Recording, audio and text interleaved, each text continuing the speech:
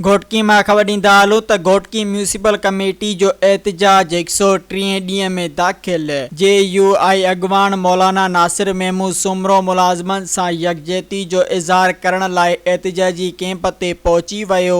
घोटकी में म्यूनिसिपल मुलाज़िमनि तरफ़ां जबरी तौर बंदि कयल पघारुनि जी बहाली लाइ पीपल चौक ते लॻायल एहतजाजी कैंप खे 4 महीना ऐं 10 ॾींहं मुकमिल थी विया। जमियत उलमा इस्लाम फे जो मरकज़ी अॻवान मौलाना राशिद महमूद सुमरो जो भाउ मौलाना नासिर महमूद सुमरो एहतजाजी कैंप जो दौरो कयो, जिते हिन म्यूनिसिपल मुलाज़िमनि सां यकजहती जो इज़हार कंदे संदन जाइज़ मुतालबनि जी भरपूर हिमायत जो ऐलान कयो। उन मौके ते मीडिया सां ॻाल्हाईंदे मौलाना नासिर महमूद सुमरो चयो त म्यूनिसिपल कमेटी घोटकी जे हिननि मुलाज़िमनि जे हिन एहतजाजी धरणे में शरीक थियो आहियां। मां सम्झां थो त ही अॼु जो एहतजाज नाहे, ही सिर्फ़ का हड़ताल नाहे, बल्कि ही मुलाज़िमनि जे तरफ़ां जेकी बैठक गुज़िश्ता 4 महीननि खां आहे, इहा हुकूमत सिंध जे मुंहं ते मोचड़ो आहे, हुकूमत सिंध जे मुंहं ते तमाचो आहे। बहसी सिंध गवर्नमेंट जी आहे त 4 महीननि खां एहतजाज ते वेठल मुलाज़िमनि जी कोई दाद रसी करण जे लाइ, कोई फरियाद ॿुधण जे लाइ ऐं कोई उन्हनि जे मसइले खे हल करण जे लाइ तयारु नाहे। अंधेर नगरी ऐं चरबट राज आहे। सिंध के जागीर समझंदड़ हुक्मरान जीअं चाहिनि था तीअं आवाम खे हिकिलनि था। मां सम्झां थो त ही 368 मुलाज़िमनि जो मसइलो न, बल्कि 368 ख़ानदाननि जो मसइलो आहे। 368 ख़ानदाननि सां वाबिस न्याणियुनि, ॿारनि, बुज़ुर्गनि, मासूमनि जो मसइलो आहे।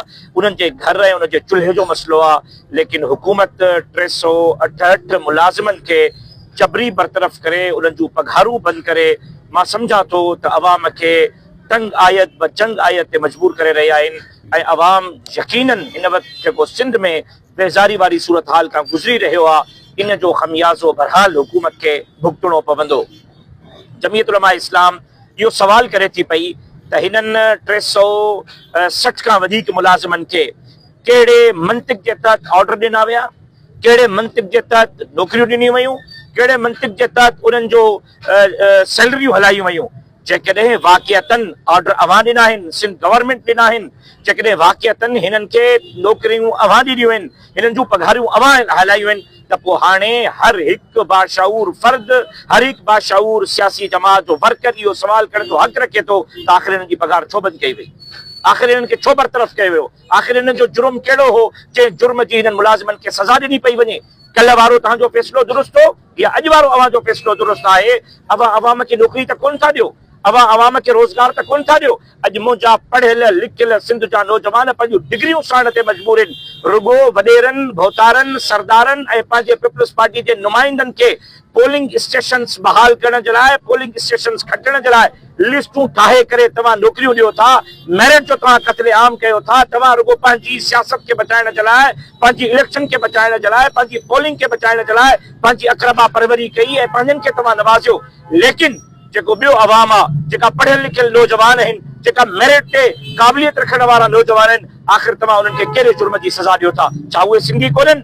छा उहे घोटकी जा कोन्हनि? छा उन्हनि खे जीअण जो हक़ कोन्हे? छा उन्हनि तालीम इन जे लाइ हासिल कई त उहे पंहिंजे डिग्रियुनि खे बाहियूं ॾियनि? अॼु जमियत उलमा इस्लाम घोटकी जे हिन कैंप ते मौजूद म्यूनिसिपल कमेटी जे तमामु मुलाज़िमनि सां न सिर्फ़ यकजहती ऐं इज़हार हमदर्दी पई करे, बल्कि जमियत उलमा इस्लाम हिननि जो केस सिंध जे हर कुंड, हर कुर्च ऐं हर स्टेज ते विढ़ंदी। ऐं मां यकीन दहानी करायां थो अवां दोस्तनि खे त इंशाअल्लाह जल्द खां जल्द अवां जो केस जमियत उलमा इस्लाम जे तरफ़ां सेनेट ऑफ पाकिस्तान में भी ऐं क़ौमी असेंबली में भी मुंहिंजे जमियत उलमा इस्लाम जा उलमा इकराम इंशाअल्लाह ज़रूर खणंदा ऐं असां क़ौमी असेंबली ऐं सेनेट में अवां जो आवाज़ खणंदासीं। ऐं जमियत उलमा इस्लाम सिंध जे हर स्टेज ते इंशाअल्लाह घोटकी जे म्यूनिसिपल कमेटी जे हिननि मुलाज़िमनि जो आवाज़ बणिजंदी। सब्सक्राइब कयो अवामी न्यूज़ HD खे ऐं ताज़ा तरीन ख़बरुनि लाइ ॾिसंदा रहो अवामी न्यूज़ HD।